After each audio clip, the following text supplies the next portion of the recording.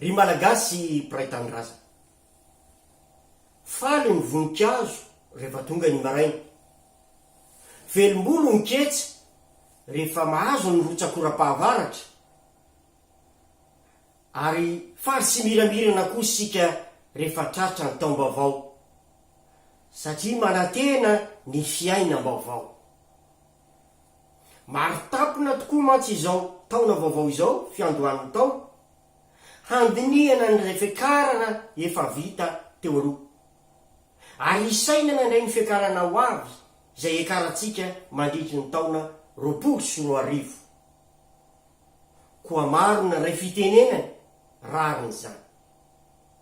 Tsy hanao toy ny akola ao androva nefa isika, ka miaraka indray aneno avokoa, fa ny teny tsy fandrombana ary ny haja ifanomezana.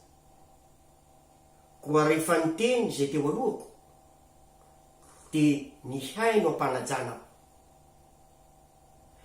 Raha raisiko voalohany ny fitenenana, dia ny ray aman-dreny am-panahy ny kardinaly.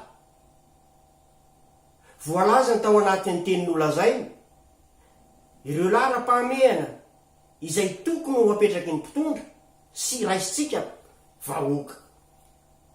Tao ny lalana izay nitenenera lalandra mampifandray eto amin'ny firenena.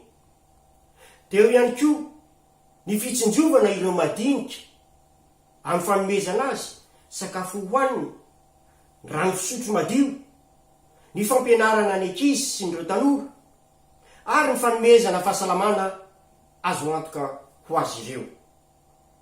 Tsy adiriny ihany koa na napotsipotsitra nireo tsy mety, satria na tena fiovana ny malagasy tao aorian'ny fandalovan'ny Papa Ray Masina François, nefa ankehitriny mampalahelo fa mbola misy ny kolikoly sy ny risoriso.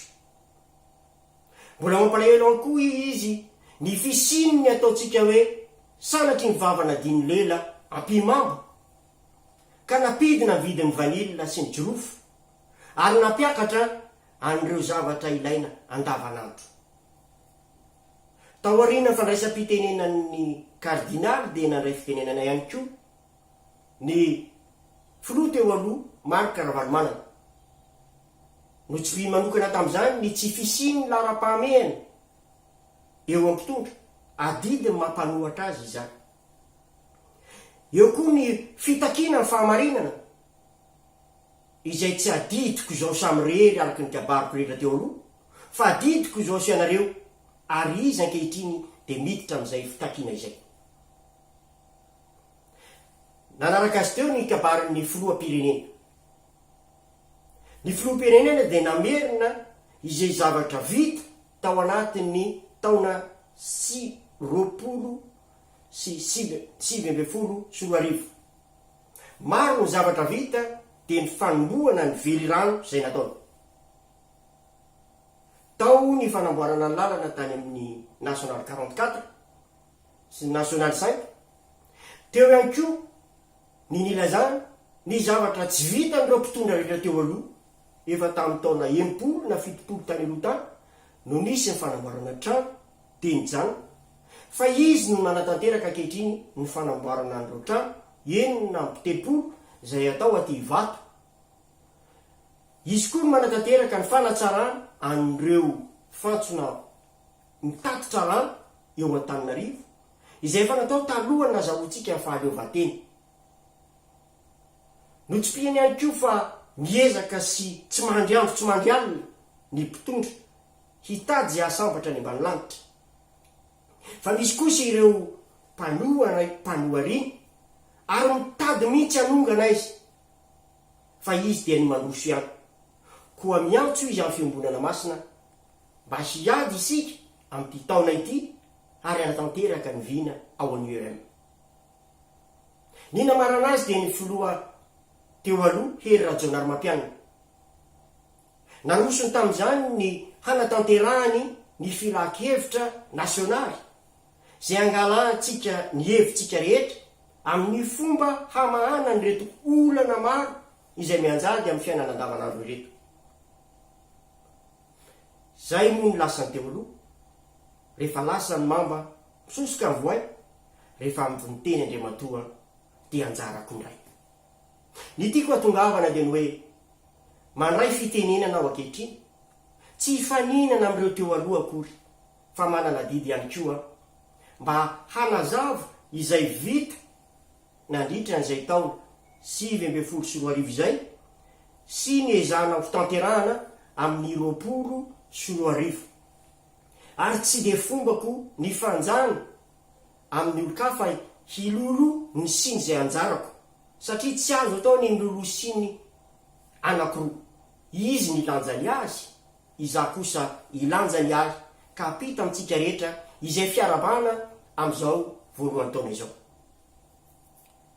Ny fomba ntaolo anefa dia manao ny mba ilalana raha nembana ary za kosa raha iteny ataolo anareo dia manao ny azafady ho tovanako fialantsiny ihany koa satria ny tsiny mantsy toy ny hantsana lalina sy tsiry mahafanina ary anjara mahafaty tsy zakany teo aloha ary tsy zakako mbako ihany koa miala tsiny fa ny teny lava tsy laozandiso ary ny kabary tsy laozanota.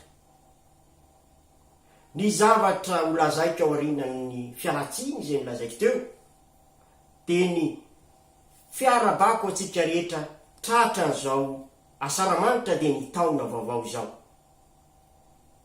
Isaorantsika Andriamanitra ny tantana tao anatin'izay taona lasa iny izay tsy hafeniny fa mafy ary nandrotsaka ny ranomaso aizana indray vokatry ny amafy ny fiainana vokatry ny tsindry azo leny ny atefa tamin'ireo madinika vokatry ny fahatsapana ihany koa an'ireo mafy na noetin'ireo valala tsy mandrady arony dia nisy fetraika ny taopo zany ka nampilatsaka ny ramaso mafy iaho kanefa noetitsika nandritra n'izay taona 2024 izay ka disaorantsika Andriamanitra mbola nitasika ka nahatratrarantsika an'izao taona vaovao izao ho an'ireo lasa mo satria lavo teo anelanelan'ny taona 2024 dia izy Andriamanitra ny hampamirapiratra ny tavany eo amin'ireny olona ireny ary hitay azy ho tonga azy any amin'ny fiainana mandrakizay. Fa ho antsika indray kosa dia firaritso no lazaiko. Engane ianareo ho tonim-ponina tsirabe, hitraka ianareo iotopony, hiondrika ianareo androka ovy, hiakandrefana ianareo ilona rano visy ary ho any antsinanana ianareo hilona rano mafana. Ary ny faniriko indrindrindrindra dia ny hoe ho foana eo amin'ny tanindrazantsika ny fahatrano, miandry ny saina, hitsangana amin'ny fahaleovan-tenantsika ara-toe-karena. Ary amin'ity taona ity ny rariko sy ny vavahako amin'Andriamanitra dia mba hisy olona mietsiny aoriana ny hetsika lehibe izay ho ataoko ary antsoko atsika rehetra izay vonona hiala amin'ny fahatrana ka ery taona toy izao dia mba ho tanteraka ho an'ireo mafana fo sy vonona rehetra ny hoe ny lehilahy tsiboky eritaona ka izay nanatanteraka ny vina sy nanaraka tsara ny toromarika dia hazo mihoatra ny fitoetsy. Fanirina ihany anefa zany fa raha tsy vita matipaika ho ny drafitra ary mandray anjara daholo ny olona dia mbola resaka ambony latabatra zany. Tsy izany anefa ny ilaitsika fa zavatra azo tsapa hitanana miditra ao anatin'ny kitapom-bola ny tokantrano ary tonga hatrany anaty vilany. Ka ny lalana misy sisiny, ny loka misy sosiny, ny kidoro misy sesiny ary ny teny misy sasiny. Koa izay ny sasiny tsy azoko ny lalova-potsiny fa vovaravarana ary sara ny lalana. Fa ny tena tiako ho ambara amintsika androany dia ny hoe aiza ho aiza ny vina izay natomboka sy nataoko nampafantatra aiza ho aiza tsika izao. Erahantsika malala angamba fa nahitsa ny ACC ao ny 23 août 2018. minitra ihany 10 minitra ihany no niondrika hoe tratrany tsy napozina fa misy fitaka ny tany. Fa tao aoriana 10 minitra dia efa nandefa telefônina tamin'ireo nanoana rehetra hoe manomboka zao dia anao ny vinako isika dia niazahoany ny tokantrano rehetra ny Madagasikara fitoetsy. Tsy maintsy niandro fotoana nefa ny zava-drehetra. Nodinihana tsara ny fipetraky ny Toedrarà nandraisa filoham-pirenena vaovao tamin'ny 9 janoary ny andraikiny. Ny andry sy nandinika ao mandra-pahatonga ny 9 juin 2019. Nandrefesana ilay antsoina hoe vokatra afaka 100 andro. Nandinihana ihany koa ny fomba fiasa no entin'ireo mpitondra vaovao. Ary nandanjalanja aiza ny fahaizany izay azony anovana fiainany vahoaka malagasy, aiza kosa ny tsy hainy izay azoko idirana mba hamahana ny olana rehetra misy eo amin'ny fiainantsika malagasy.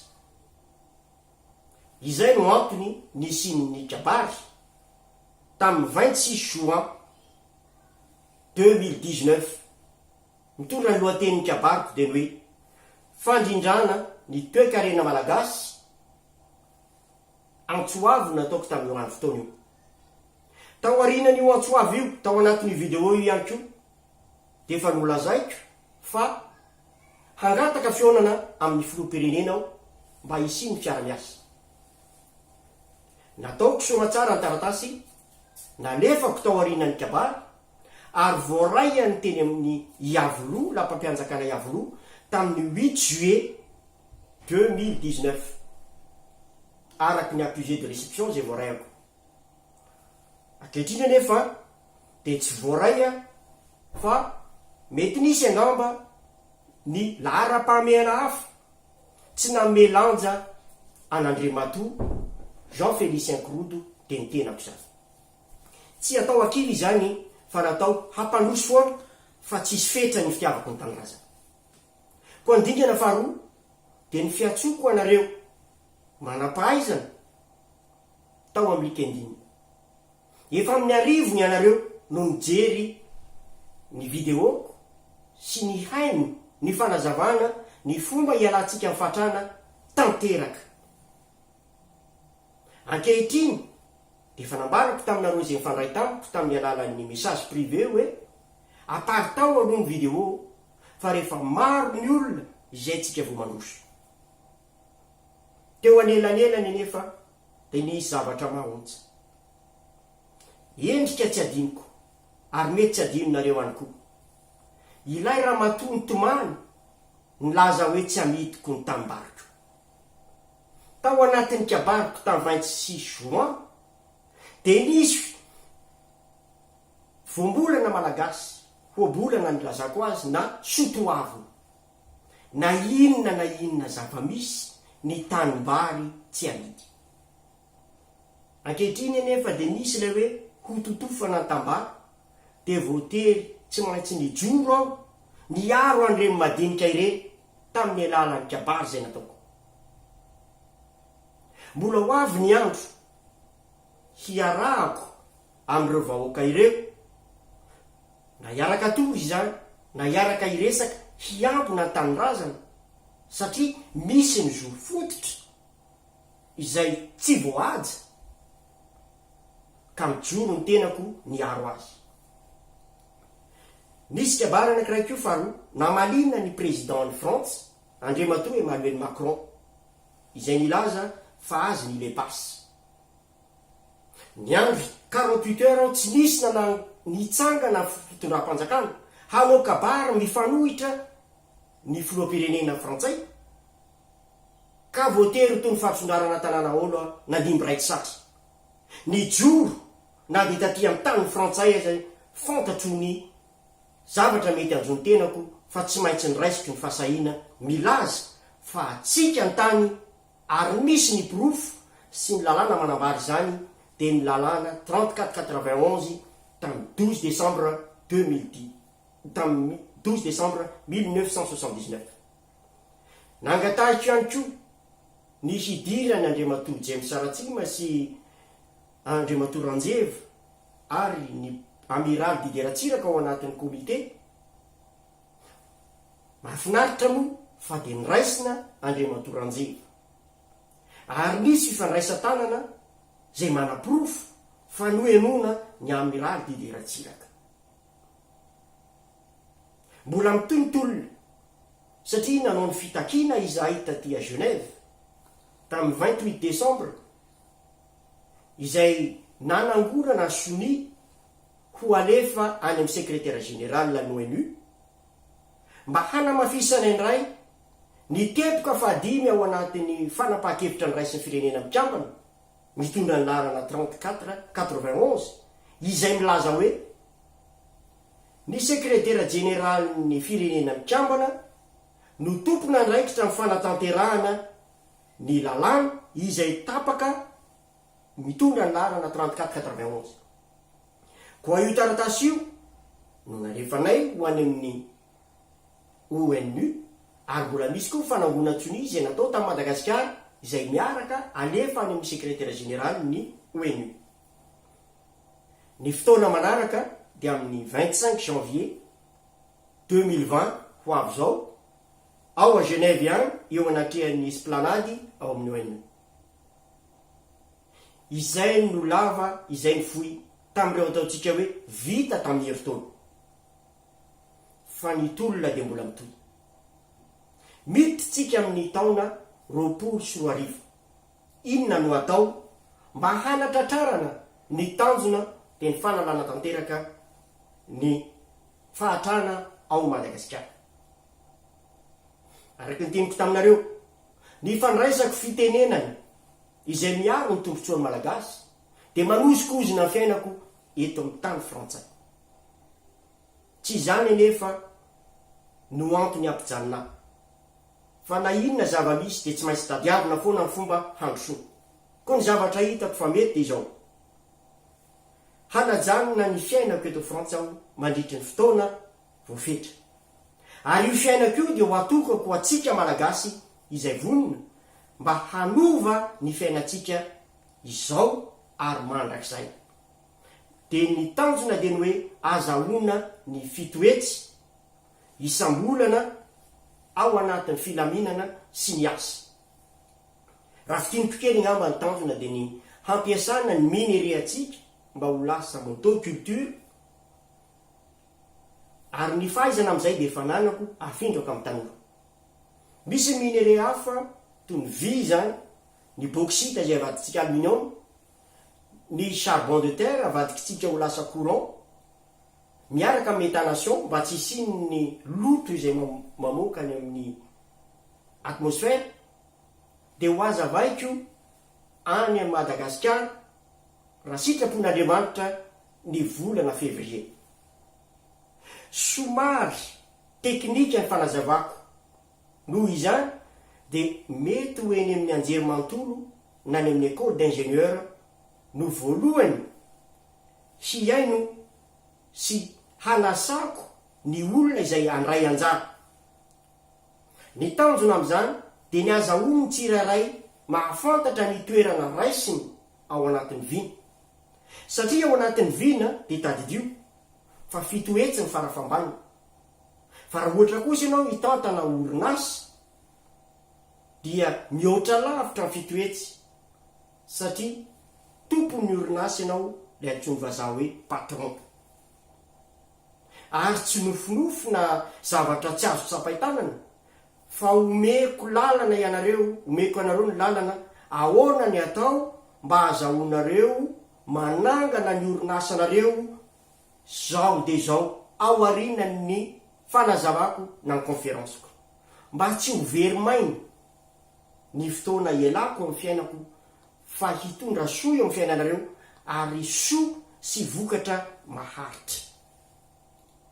Raha iraisiko ohatra mety hipotra fotsiny ao anatin'ny conférence aoriana conférence dia ny fanazavana hoe aiza ny lalana ahafahantsika manao ny motoculture. Noho izany zay miarao ka te hanao piesy dia efa manana plan izy manana ny drafitra rehetra sy ny komandy tokony anana afaka mamola vola ny vina izay nazy manokana. Tao anatin'ny kabariny ny filoam-pirenena tamin'ny 31 décembre 2019 farany teo dia nilaza izy fa hosoloana daholo ny fantsona mitondra rano eo Antananarivo. Afaka manova fantsona mihoatra an'izany isika, fa tsy hividy fantsona kosa avy any ivelany, fa amboarina eo Madagasikara ny fantsona vita amin'ny vy izay rendrika Madagasikara. I Jean Laborde no nandrendrika vita any amin'ny tanitsika tamin'ny 1950 tany hoany. Azy ankehitriny kosa raha hitsanga Jean Félicien Kolodo handrendrika vy, tsy anambany an'ireo rehetra teo aloha koa, fa kosa miteny hoe tsara isika miditra sy miova ao anatin'ny teknika vaovao, fa tsy andehandreny anao anefo lany tamin'ny manga foana, fa anendrika vy indray hidirana ny drafitra vaovao, satria ny fandrendrehantsika vy dia afaka havitana an'ireo fantsona izay hitarika ny rano erana Antananarivo. Ary maninona moa zany eny ny vinako raha lany, fa za moa zany zao tsy lany, fa ny vinako dia nitarika rano avy aty Atsinanana hanondraka ny any atsimo mba azahoana velara-tany maro azo voleny.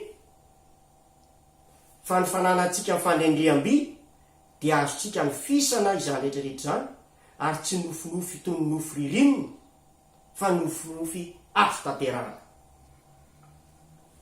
Anisany azo atao izany, akoatra n'ireo teneniko hoe commande ny pièce ny motoculture izay miisatra any amin'ny 3 500 000 pièces dia tadidio fa asa mandritra ny 5 taona zany. Ary isika koa raha mampiasa charbon de terre izao, tsy mieritreritra ny ampiasa charbon de terre foana. Raha azo moa ny Jean de Nova misy gaz eo, mazotsika jana ny charbon de terre. Fa raha tsy azo kosa indray dia tsy maintsy miditsika ao anatiny hoe énergie renouvelable. Ka ny findratsika avy any amin'ny hoe charbon makany amin'ny énergie renouvelable, ary atao hoe transfert d'énergie, dia isika ihany no amboatra azy. Ireo ny toha-drano madinika miteraka herinaratra dia ho vita malagasy ny turbine sy ny générateur de courant, ny vy anamboarana ny barrage dia vita malagasy amin'ny fandriniam izy ataotsika io.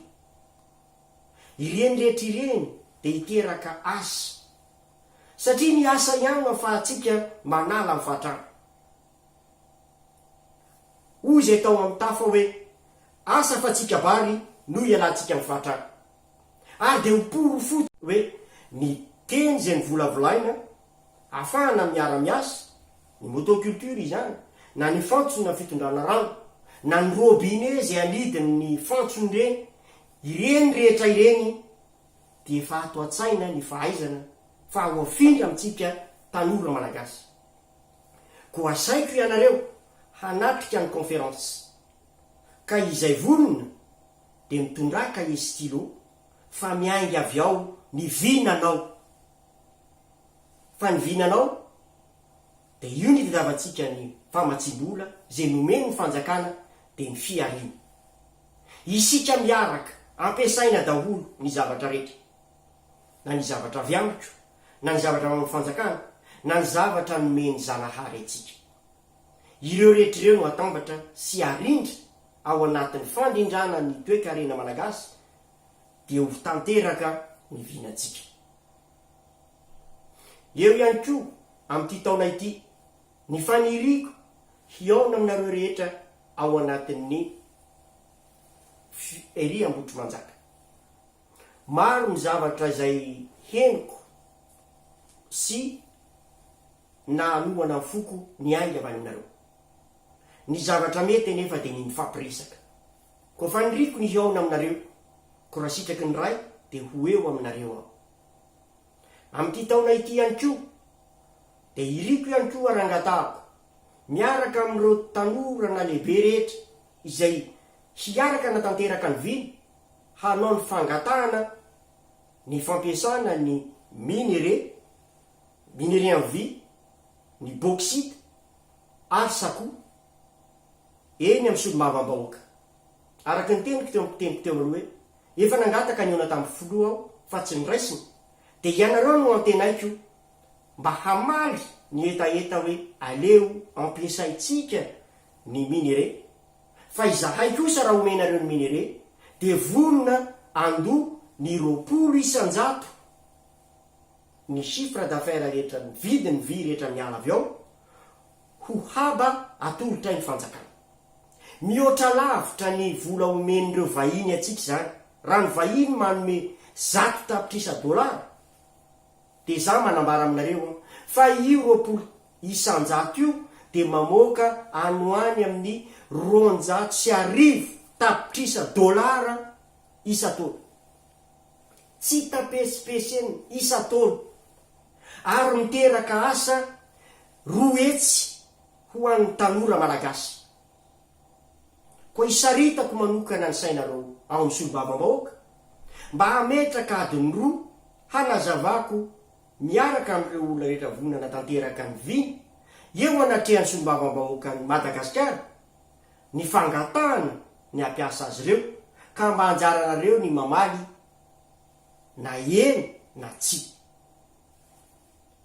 angataka ihany koa amin'ny antenomeran-doolony fotoana adiny 2 hanazavana sy tondrana fangatahana hoe inona ny tombontsoa azo ny fanjakana ary indrindraindrindra tombontsoa azon'ireo tanora izay miasa hanalana fatrana ny fanekenareo anio atakio de midika avy etrany fa heri-taona toy izao ikabariko izao farafakeliny efa misasaka ny asa eo amin'ny fanatanterahana ny fandrindriam-by sy ny fanaovana ny hydrolyse ny alumine ny fampianarana ny tanora hamitako ny fahaizana rehetrarehetra ny fametrahana ny centrale charbon supercritique ao Asako izay hanome 900 mégawatt izay mavatateraka ny délestage hame fanantenana fa ho vitatsika ny rano rehetra era Madagasikara manome fanantenana ny tanora fa afaka hanao ny centrale hydroélectrique madinika izy sy ny zavatra maro iaho ary afaka fitotoana azotsika eritreretina izy ny fanamboarana drone izany rehetra izany de mila drafitra matipaika ary mila teknika nianatra ao nandritry ny 20 taona taty andafy taty ary ny zavatra ny anarako de izay zavatra fantatro fa ilaitsika naferina mantsy izany mba tsy hahafahan'ny afrikanina rehetra manodina minireny ankehitriny masabary mainty kitoza ka de manasa atsika rehetra mba hihinana ko anjaratsika sisa no mamaly na ho avy na tsy ny fahatanterahana zany ihany koa de hanamafy ny fisondrotan-karamo 13,100 zay nataon'ny filoham-pirenena hanamafy hanatratraratsika n'ilay fitoetsy satria tao anatin'ireo teny maro vokatry io fampakarana amin'ny karama io de maro no ny teny hoe 100 no ilain'ny mpiasa-panjakana ary ny vahoaka madinika kosa de mila mihoatra lavitra noho izany fa inona ny mba nomena azy tsy afeniko mantsy fa hitarika fisondrota bidim-piainana i 13,100 io raha sanatry ny vava ka tsy misy vokatry ho alefa eo amintsena ary izay zavatra zay dia anjaratsika ny mandinika hoe sendra laka ny fampiakarana ny karamany 200 ny mpiasa-panjakana no hitondrany vahoaka faisana de anjaratsika ny mietreritra fa iza kosa rehefa zay ny fanapaha-kevitra ny raisina de nitondra vahaolana de ny azaony rehetra fitoetsy ka izay no hiantsoko atsika rehetra hoe hanao conférence ao ka izay afaka aloha ny manampahaizana de mitongava hihaina na ireo mbola periny fianarana zany mbola mianatra na ireo fa navita fianarana fa tsy mbola manana vina de mitongava misaino fa rehefa tapaka ny hevitra ao avy eo de hazava aminao ny lalana hazahoanao ny fitoetry milamina tsara. Ho any aminareo mpamboly ihany koa aho handaminana izay fomba azotsika atao hitakina ny tany 2 hektara sasany satria izay ny lalana hampidiratsika na tsy fitoetsy aza miditra mpamboly ny mahavelona noho ny tedavina. Izany ny fanirina mba malitsika ny tenin'ny ray am-pana hoe mila ny sakafo ny olona, mila misotro rano madio, mila fianarana, mila fahasalamana. Ary n'izay mitambatra no azahoantsika fandriam-pahalema. Ny tanindrazana tsy atakalotra midy vola. Ny tanindrazana mila rovana hatramin'ny aina farany. Misaotra tompoko lahy, mankasitraka tompoko vavy, masina ny tanindrazana.